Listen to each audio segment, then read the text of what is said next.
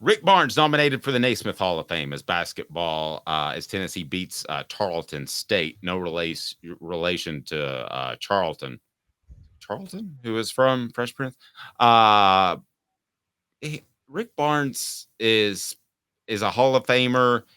Is every award you can possibly get, and I don't say that without championships. He's one of the few that has put together that type of resume, like a Dan Marino or a Charles Barkley that didn't have a championship. That he's put together so much it doesn't matter. He deserves all of the post-career awards he can get.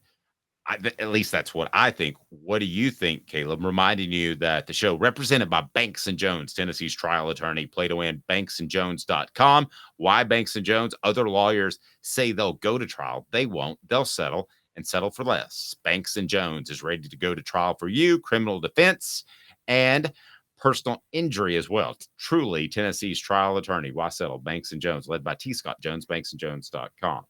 Am I wrong or am I right? He's done enough to win everything post-career, right? I believe he has. And yes, he's up for the Naismith Hall of Fame. He's a first-time nominee. And Rick How's Barnes he not is already in the Hall of Fame? That's kind of a good question. I don't know. I think they hold off sometimes with people who are. I think you have to be real special, don't you, to get in when you're still coaching. Like, I think that's one of those. But Rick Barnes, this is going to be, because I've been critical of him, and Dave, you've been critical of him. I don't like his scheme. I don't like his philosophy. But I will say this about Rick Barnes. Kind of reminds me of David Cutcliffe. And I'm going to say it in this way. He's a coach in the old school sense. What do I mean by old school sense? He's not trying to out scheme you or out recruit you to win on the court. You know what he loves the most? He loves developing players. And there's not a lot of coaches like that in college athletics anymore, is there, Dave? Like, I think Rick Barnes actually takes pride in developing players fundamentally enough to, when they get to the next level, be that in Europe or the NBA, their skills are really refined and they're able to play at that level. That's exactly what Cutcliffe was. Cutcliffe loved developing players more than he loved scheme. I mean, he even said, I remember in an interview with him one time, he said, I coach because I love practice. Like, he loved coaching practice. And that's Rick Barnes to me in basketball. And that doesn't always translate to the most successful coach in terms of wins and losses. But at its roots, isn't it what a coach is technically supposed to be?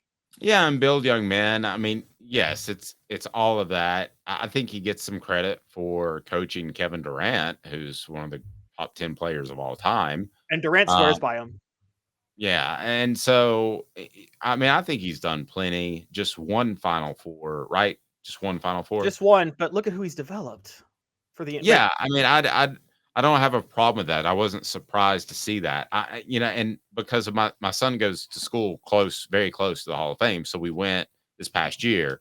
They celebrate just absolutely everybody you can imagine. So why not celebrate a guy before, God willing, he passes away? I mean, we saw what happened with Mike Leach, and I'm not saying Mike Leach was a Hall of Famer, but things can happen. So why not? I've always thought this.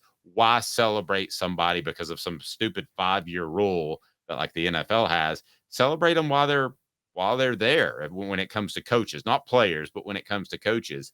So yeah, have him in the Hall of Fame now. He's done plenty. He should be celebrated. I got no problem with that. I think Bruce Pearl's close to a Hall of Fame coach.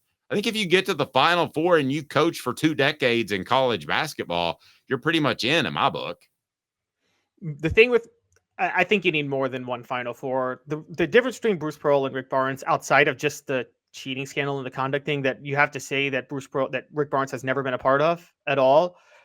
Again, there was the player development.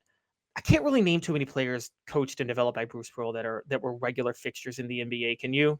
And I can name a ton of Rick Barnes coach players. I mean, Bruce Pearl had some good ones too when he was at Tennessee, and none of them really panned out in the NBA. Bruce Pearl is a system type of coach. He runs a system. It's funny you bring up Mike Leach. Like, Mike Leach ran a system, and he finds players to fit that system, and he runs it well. And Josh Heupel is a system coach. He runs a system. There's a difference between a system and having a player and say he's a mold of clay and say, I'm going to refine him to make him perfectly ready for the pros when he's ready to go. And Rick Barnes does that better than anybody. Doesn't always develop character because Tristan Thompson played for Rick Barnes. And for those who don't know, he can't stop cheating on Khloe Kardashian. But he does develop players very, very well, and he pushes. You know what really sold me was, and this is a story of Rick Barnes that's underrated. He just gotten fired by Texas, came to Tennessee. TJ Ford had just gone back to Texas to get his degree. And Rick Barnes went and spoke on behalf of TJ Ford at his graduation at Texas, the school that had just fired him because he cared so much about TJ Ford getting that degree. That says a lot about Rick Barnes as a person that he did that. No, it does. I think Rick Barnes should be in there. I've been to the Basketball Hall of Fame. They celebrate the Globetrotters. They celebrate everybody. There are people in the Hall of Fame that I was like, what? I mean, really? I mean, the NBA lets everybody in. I don't think my Hall of Fame standards are really high. Like, for instance, Dennis Rodman to me is not the NBA. It is just a basketball Hall of Fame. Well, basketball standards are high. Dennis Rodman's a Hall of Famer. He's not a Hall of Famer to me. Okay, he's the best rebounder of all time, but like being a great rebounder shouldn't be enough to get you in the Hall of Fame. Sorry, in my book. But no, that's fair. Yeah. Let me ask you this. You think you personally, part A, part B, most Tennessee fans, if you could blink your eyes and make Bruce Pearl the head coach at Tennessee again and Rick Barnes the head coach at Auburn, do you think people would do that? And would you do that? I wouldn't do that. And I don't think people would. And I'll tell you why. Okay. Well, no. Save it. Because we'll have that. Because I feel exactly the opposite. Okay, so save that one. But I know where you stand now. So that's going to be gritty, good stuff next week. By the way, next week we will, of course, be off for Christmas. So I want to take a second. If everybody can listen to me for 1 second, that's on the message board, that's on the show. Caleb, first tell me about the game last night and your thoughts on beating Tarleton State. And then I got. So I just want to, for those who know me and the way I judge this team, they didn't win last night the way I would like them to, because I think they should either win with dominating scoring inside or elite 3-point shooting. They had neither last night. They won with defense, which I don't think goes far in March. Kudos to Zakai Ziegler. Santi Vescovi had us come back. They both had double figures, but I don't put any stock into a game like this right before Christmas. You and I both know, Dave, that the players probably dialed it in and didn't even want to take the court last night. So, well, I'm glad we got Tarleton State in when I was about to say something very emotional to our fans out there. So thank you a lot, Caleb. Yeah, but it's been we're with you next week, so we're not going away. But I do want to tell you to have a very Merry Christmas. If your beliefs lie elsewhere, have a very happy holidays. But I can't. The past couple of weeks have been phenomenal on the channel. Been phenomenal on the website offthehooksports.com. We're the place we never thought we would be at this point. I will say this: we're really close to 4,000 subscribers. So if you want to tell a friend, we'd love to hit that by the end of the year.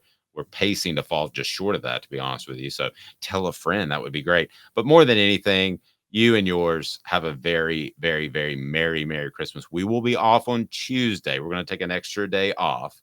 And yes, hit the like button, Smoky Mountain Red. But we've been more than blessed. So I'm not going to ask you to do that right now.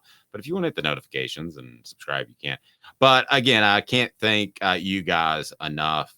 Some of the guys like Smoky Mountain Red, Travis, and some of the guys have been with us from day one. It's been a ride, brothers. But it's been something. And Caleb, I know you'd like to say something as well before this very special holiday.